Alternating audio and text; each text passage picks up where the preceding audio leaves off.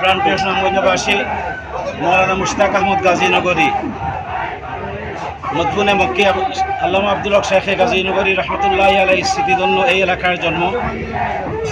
আমাদের বৃহত্তর সিলেটের উলামায়ে কেরামের সরেতাজ আল্লামা নুরুল ইসলাম খান সাহেব শেখুল হাদিস হাফিজাহুল্লাহর একজন বাপ শিষ্য লোক ছিল।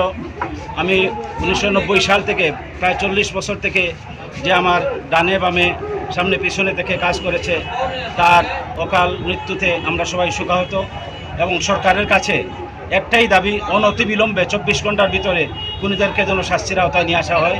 এটা গোটা সুনামগঞ্জবাসীর দাবি।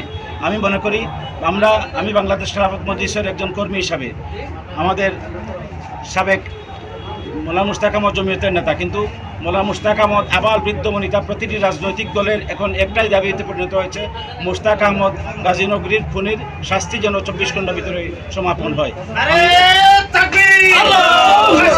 ফাঁসি চাই, খুনিদের ফাঁসি চাই, ফাঁসি চাই।